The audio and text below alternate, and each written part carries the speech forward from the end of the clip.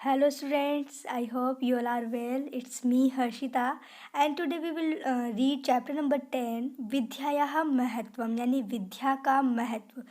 ये श्लोक हैं और इन श्लोकों में ये बताया है कि विद्या का क्या महत्व है। अगर हमें विद्या नहीं मिलती तो हम में और जानवरों में कोई अंतर नहीं होता। इन चैप्टर्स के अंदर यही इन श्लोकों के अंदर यही बताया है। सो फर्स्ट श्लोक देखिए, येषां न विद्या न तपो न दानं ज्ञानं न शीलं न गुणो न धर्मः ते मर्त्यलोके भुवि भारभूताः मनुष्य रूपेण मृगाश्चरन्ति।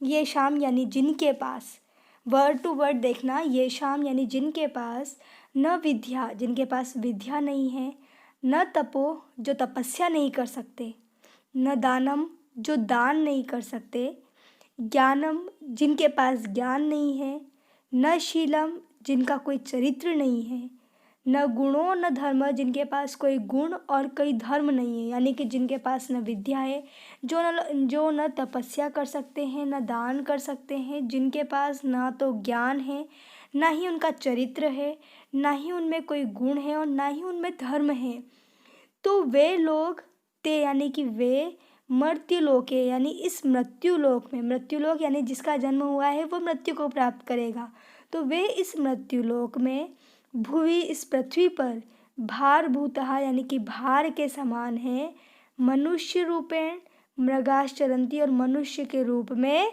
मृगाश्चरंती जानवर के रूप में चल रहे हैं।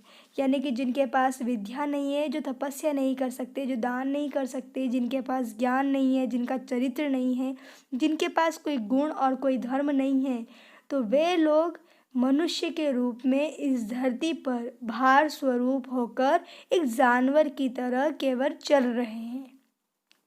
यानी कि विद्या होना ज़रूरी है। अगर विद्या नहीं है तो हम में और जानवरों में कोई डिफरेंस नहीं है। सेकंड है आपका, यस्य नास्ति स्वयं प्रज्ञा शास्त्रम तस्य करोति किम लोचनाभ्याम विहीनस्य दर्पणः किम करिष्यति। देखो, अगर हमें पढ़ना आता है तो हमारे पास चाहे कोई सी भी किताब हो, कोई सी भी चीज़ हो, हम पढ़ सकते हैं। लेकिन अगर हमें पढ़ना ही नहीं आता, अनार वाला, आम वाला, या F for apple, B for ball, अगर हमें यही नहीं आता, बेसिक चीज़ें नहीं आती, तो चाहे आपके सामने कितनी ही बड़ी बड़ी किताबें क्यों ना रख दी जाए, आप उसे नहीं पढ़ सकते, नहीं पढ़ सकते। तो वही बात है कि यस्य ना अस्ति स्वयं प्रज्ञा, जिसके पास, यस्य यानी जिसके पास, नास्ति यानी नहीं है, स्वयं प्रज्ञा यानी स्वयं की बुद्धि, जिसके पास स्वयं की बुद्धि नहीं है, स्वयं की प्रज्ञा नहीं है, तो उस व्यक्ति का शास्त्रम तस्य करोति किम, तो उस व्यक्ति का शास्त्र, चाहे हम कोई सा भी शास्त्र दे दें, बड़े बड़े शास्त्र जो होते हैं, जैसे हमने कह दिया गुरु ग्रंथ साहिब कह दी, हमने कह दिया बाइबिल कह दिया, या भगवत गीता कह दी, यानी कि हम कोई सी भी जो किताब है, जो शास्त्र हैं, वो चाहे हम कोई सी भी दे दे, लेकिन व्यक्ति के पास अगर स्वयं की बुद्धि नहीं है तो कोई से भी शास्त्र उसको बुद्धिमान नहीं बना सकते। किस तरह से नहीं बना सकते? ठीक उसी तरह से लोचनाभ्याम विहीनस्य दर्पणम किम करिष्यति। अगर व्यक्ति के दोनों आंखें नहीं है, लोचनाभ्याम यानी आँखों से अंधा व्यक्ति है, तो उस अंधा व्यक्ति दर्पणः किम करिष्यति, तो उस अंधे व्यक्ति के लिए जिस तरह शीशा किसी काम का नहीं है, शीशा दर्पण हम कब देखते हैं, कांच हम कब देखते हैं, जब हमारे आँखें होती है तब हम अपने आप को देख सकते हैं। लेकिन अगर आपके पास आँखें ही नहीं है और आपके पास कांच है, मिरर है, तो आप उस मिरर का क्या करेंगे? कुछ नहीं कर सकते। तो वही है कि अगर आपके पास खुद की बुद्धि ही नहीं है तो बड़े बड़े शास्त्र भी आपको बुद्धिमान नहीं बना सकते। ठीक उसी तरह जैसे कि आपके पास अगर आंखें नहीं हैं तो दर्पण का होने और न होने का कोई मतलब नहीं है। थर्ड देखो, रूप यौवन संपन्ना विशाल कुल संभवा विद्याहीना न शोभन्ते निर्गंधा इव किंशुका। देखो, कई बार हम फूलों को देखते हैं, उनको सूंघते हैं, अगर उसकी खुशबू बहुत अच्छी आती है तो वो फूल हमें अच्छा लगता है, लेकिन अगर उसके फूल की खुशबू हमें नहीं आ रही तो हम क्या करते हैं, उस फूल को फेंक देते हैं। कई बार देखा होगा आप लोगों ने भी, हमने गुलाब का फूल हम क्यों रखते हैं, उसकी महक बहुत अच्छी आती है। लेकिन कुछ फूल ऐसे होते हैं जिनमें कोई महक नहीं आती, तो हम उन फूलों को नहीं तोड़ते।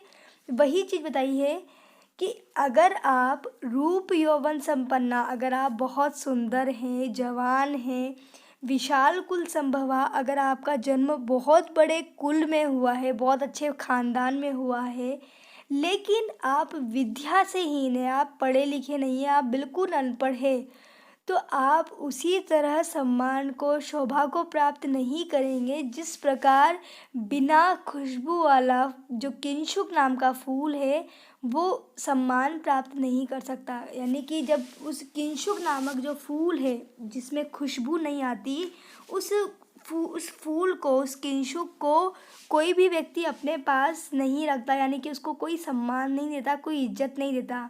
उसी तरह ये डिपेंड नहीं करता कि आप स्मार्ट हो, आप गुड लुकिंग हो, आपका जन्म बहुत बड़े ख़ानदान में, बहुत बड़े परिवार में हुआ है। ये कोई डिपेंड नहीं करता कि आप विद्याहीन हैं और फिर भी आपको सम्मान मिले, नहीं है, ये पॉसिबल नहीं है। यानी कि आप चाहे दिखने में बहुत बुरे लगते हों, आपका जन्म चाहे बहुत छोटे परिवार में हुआ हो, लेकिन अगर आप पढ़े लिखे हैं, विद्या से युक्त हैं, तो आपको लोग सम्मान देंगे। जैसे एपीजे अब्दुल कलाम एक बहुत गरीब परिवार में जन्म हुआ था उनका, लेकिन चूंकि वो पढ़े हुए थे, समझदार थे, एक वैज्ञानिक बने, साइंटिस्ट बने पढ़ाई लिखाई करके, तो वो भारत के राष्ट्रपति बने, उनको कितना सम्मान मिला। लेकिन एक वो व्यक्ति जो बहुत बड़े परिवार में उसका जन्म हुआ है, जो दिखने में बहुत अच्छा, हैंडसम, गुड लुकिंग है, लेकिन अगर वो विद्या नहीं है, वो पढ़ा लिखा नहीं है, तो उसे कोई सम्मान नहीं देगा, कोई आदर नहीं देगा। किस तरह से नहीं देगा? जिस प्रकार बिना खुशबू का जो फूल है, किंशुक है, उसको कोई सम्मान नहीं देता, ठीक उसी तरह इन सब चीज़ों से युक्त होने के बाद भी अगर व्यक्ति विद्या से हीन है तो वो सम्मानित नहीं प्राप्त होता, वो शोभायमान नहीं होता।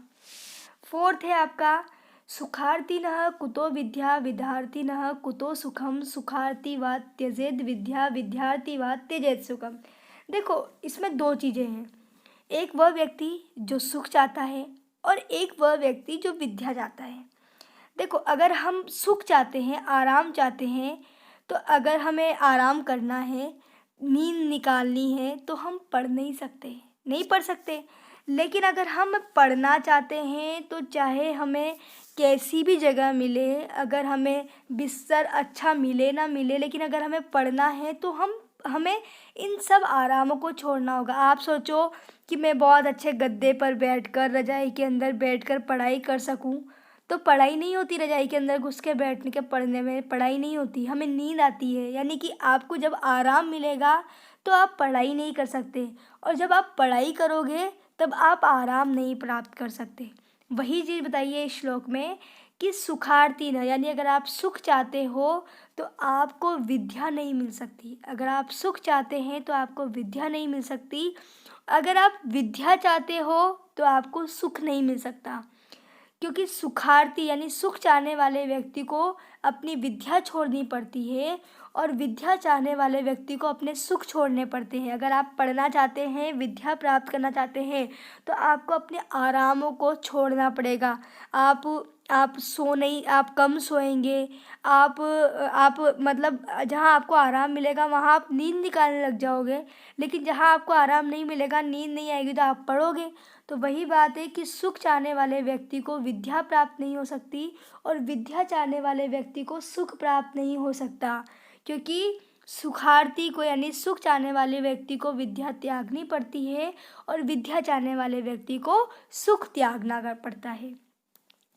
फिफ्थ है आपका विद्वत्वं च नृपत्वं च नैव तुल्ये कदाचन स्वदेशे पूज्यते राजा विद्वान सर्वत्र पूज्यते। इस श्लोक में ये बताया है कि विद्वान और राजा, इन दोनों में कभी तुलना नहीं हो सकती। अगर एक तरफ विद्वान हो और एक तरफ राजा हो और हम इन दोनों के कंपैरिजन करें कि कौन अच्छा है, तो इन दोनों में कभी तुलना नहीं हो सकती। क्यों नहीं हो सकती? कि स्वदेशे पूज्यते राजा, जो राजा होता है वो केवल अपने ही देश में उसकी पूजा होती है, यानी कि वो अपने ही देश में सम्मान प्राप्त करता है। लेकिन जो विद्वान होता है वो सर्वत्र पूज्यते, वो पूरे दुनिया में पूजा जाता है। विद्वान और नृप यानी राजा में और विद्वान में कभी समानता नहीं हो सकती, कभी हम उनमें तुलना नहीं कर सकते। क्यों नहीं कर सकते? क्योंकि जो राजा होता है उसका सम्मान केवल अपने ही देश में होता है, जबकि जो विद्वान होता है उसका पूरे देश में सम्मान होता है। 6 देखिए आप, न चोरहार्यम न च राजहार्यम न भ्रातृभाज्यम न च भारकारी व्ययकृते वर्धते एव नित्यम विद्याधनम सर्वधन प्रधानम। देखो, एक चीज़ होती है कि हमारे पास अगर पैसा है और हमने उस पैसे को धीरे धीरे धीरे धीरे खर्च किया तो क्या होगा, हमारा जो पैसा है वो ख़त्म हो जाएगा। लेकिन अगर हमारे पास विद्या है, हम पढ़े लिखे हैं और हम उस पढ़ाई का उपयोग दूसरे को पढ़ाने के लिए कर रहे हैं, तो क्या होगा कि हमारी जो वो विद्या रूपी जो धन है वो ख़त्म नहीं होगा, बल्कि क्या होगा, हमें और कुछ कुछ नई नई जानकारियाँ हमें मिलती चली जाएगी, यानी कि जो हमारी विद्या है वो बढ़ती चली जाएगी। अब बताया है कि जो ये विद्या है वो सबसे प्रधान धन कैसे है कि न चोरहार्यम, अगर हमारे पास विद्या है तो उस विद्या की चोरी कोई नहीं कर सकता। अगर मेरे पास विद्या है और मैं सोचूं, आप लोग सोचो कि आप मेरी विद्या चोरी कर लो, तो नहीं कर सकते, मेरी नॉलेज को आप नहीं ले सकते। तो वही बात है, लेकिन अगर हम मेरे पास पैसा है तो मेरा पैसा कोई भी लूट सकता है। तो न चोरहार्यम यानी कि चोर इसकी चोरी नहीं कर सकते, न च राजहार्यम, और जो राजा है वो इसको हरण नहीं कर सकता, यानी राजा हमसे नहीं छीन सकता।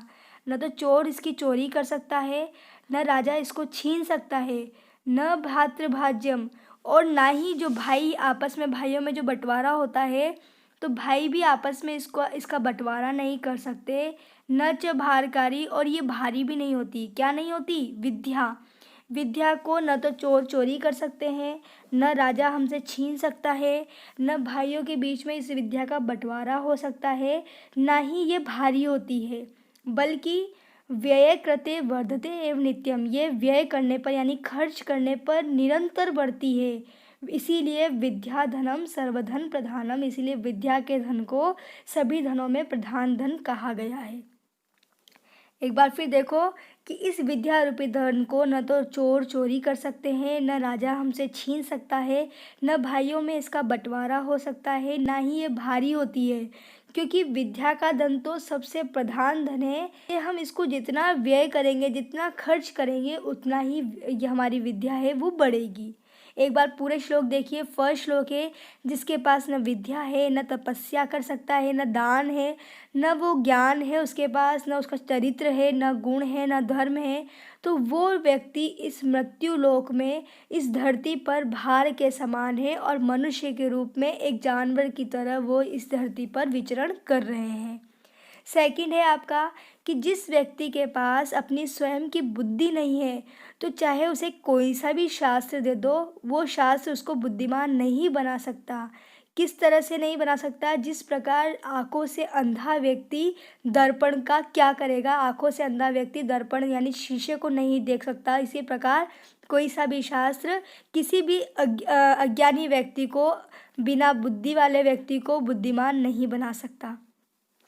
थर्ड है आपका, आप चाहे कितने ही सुंदर हो, कितने जवान हो, कितने ही बड़े खानदान में आपका जन्म हुआ हो, लेकिन अगर आप विद्या से हीन हैं, अगर आप अनपढ़ हैं, तो उसी प्रकार आप सम्मान को प्राप्त नहीं करेंगे। जिस प्रकार बिना खुशबू वाला जो किंशुक फूल है उसे कोई सम्मान नहीं देता, उसी प्रकार लोग आपको भी सम्मान नहीं देंगे।